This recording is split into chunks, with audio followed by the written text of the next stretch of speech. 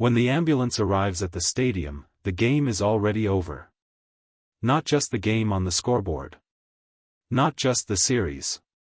The entire comfortable fiction that everything is fine, that the season is on track, that the roster is intact, that the plan is still the plan, collapses the moment those doors open and medical personnel walk onto the grounds with urgency that no amount of careful public relations language can disguise.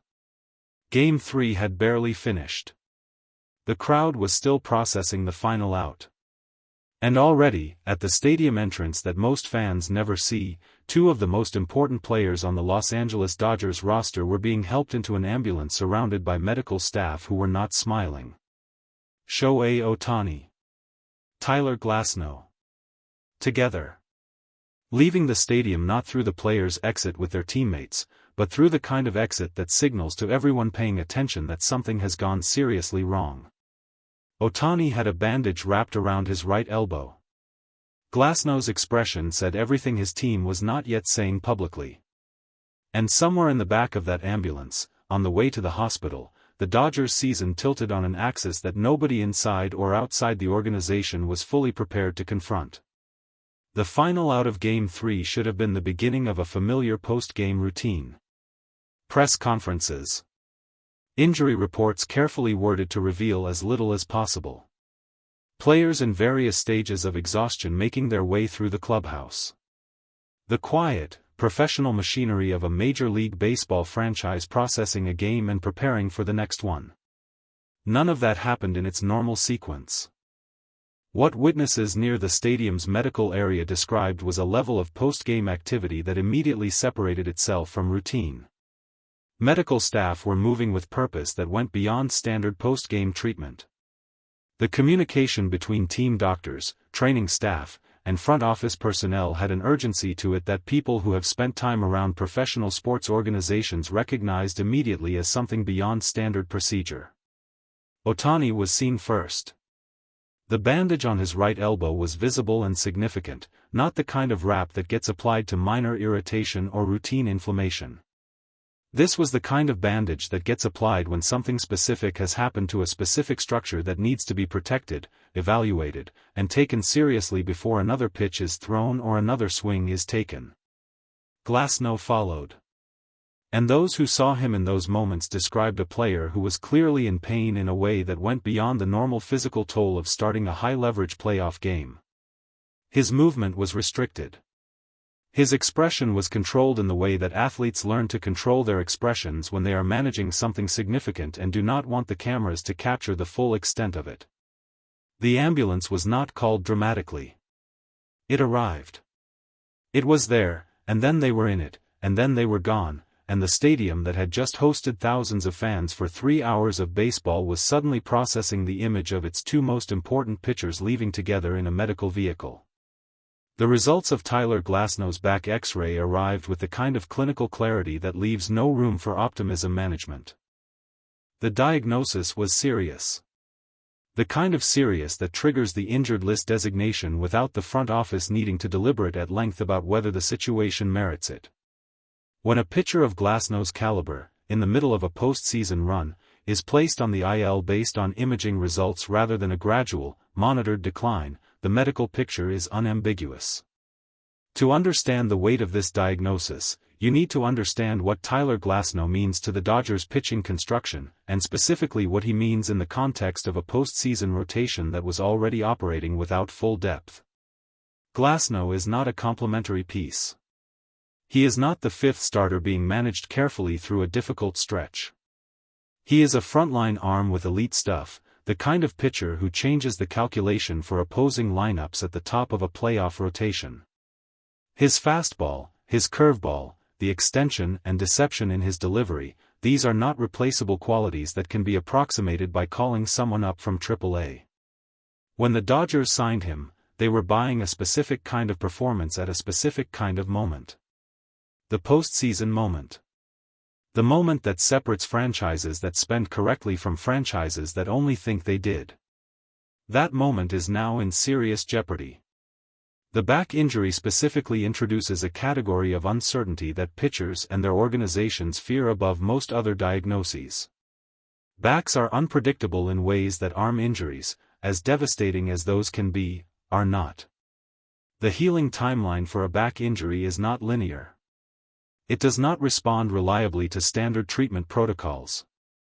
And the risk of re-aggravation during the recovery process, particularly if competitive pressure accelerates a return timeline that should be longer, is real and well documented throughout baseball history. Sources close to the Dodgers medical staff declined to provide a specific return timeline. That silence communicates more than any statement would. The bandage on Ohtani's right elbow produced a specific category of fear inside the Dodgers organization and among everyone watching this situation develop. It is not a general fear of injury. Professional athletes get hurt. Organizations manage injuries. This is the reality of a sport played at maximum physical intensity across a long and brutal season. The fear attached to Ohtani's right elbow is specific. It is rooted in history that every baseball person knows and nobody connected to the Dodgers wants to revisit. Ohtani has already had Tommy John surgery once.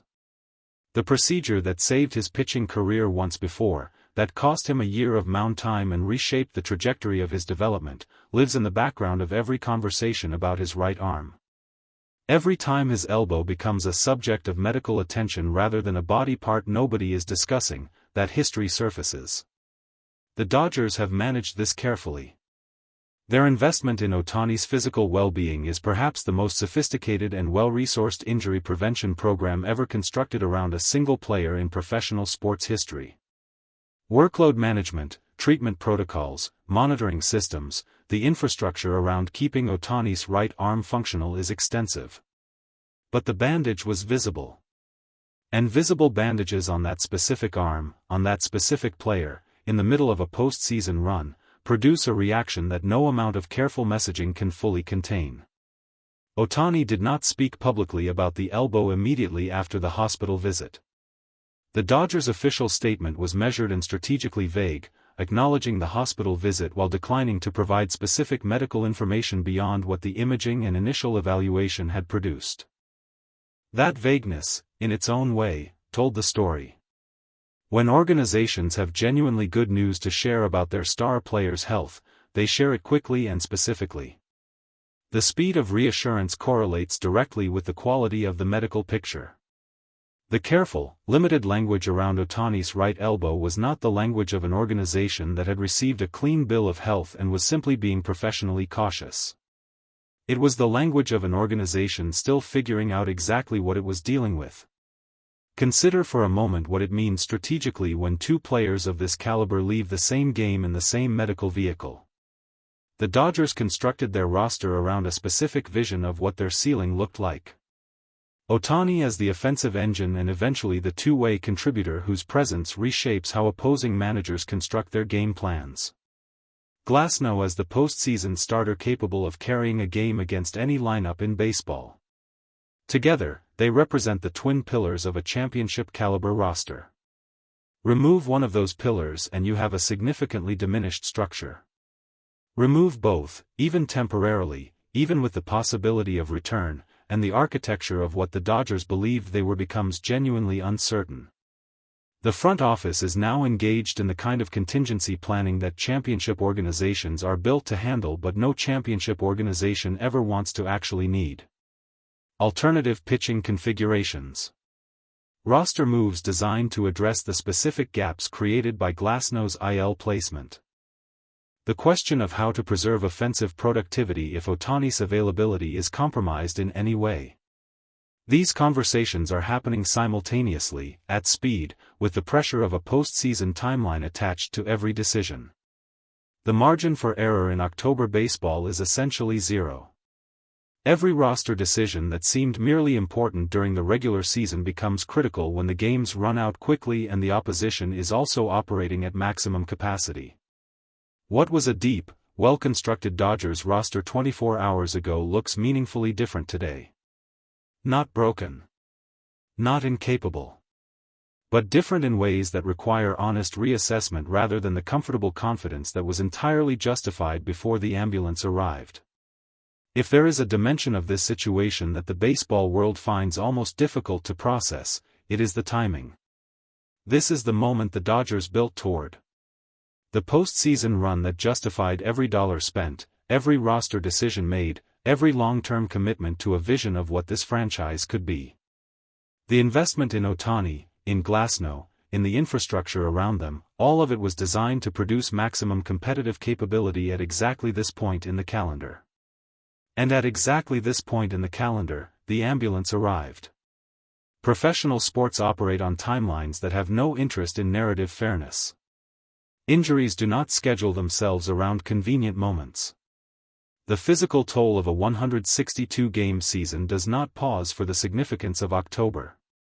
The body simply does what it does, and the organization responds to what the body has done, regardless of whether the timing makes any human sense. But the cruelty of the timing here is real and worth naming honestly. Ohtani came to Los Angeles for this. For the postseason. For the chance to compete at the highest level on the biggest stage with the best supporting cast available to him. His entire career trajectory pointed toward this kind of moment. Glasnow came to Los Angeles for exactly the same reason. His contract, his preparation, his commitment to being the kind of postseason starter that organizations construct championship runs around, all of it was pointing toward these games. Both of them are now navigating medical realities instead of competitive ones. Championship organizations are not defined by whether they avoid adversity. They are defined by what they do when adversity arrives without warning, in the form of an ambulance at a stadium entrance, carrying two of their most important players into a hospital on the wrong night of the wrong week. The Dodgers still have talent. They still have depth that most organizations would envy even in a compromised state. They still have a front office capable of making creative decisions quickly under pressure. What they no longer have is certainty. And in October baseball, certainty, the knowledge that your best players will be available, functional, and performing at the level you built your strategy around, is the most valuable commodity in the sport. The X-ray results are in. The IL designation is official. The bandage on Ohtani's right elbow is photographed and already being analyzed by every baseball mind that has access to an internet connection. What comes next will define whether this Dodgers team is truly built for this moment. Or whether the ambulance after Game 3 was the moment the season changed direction permanently.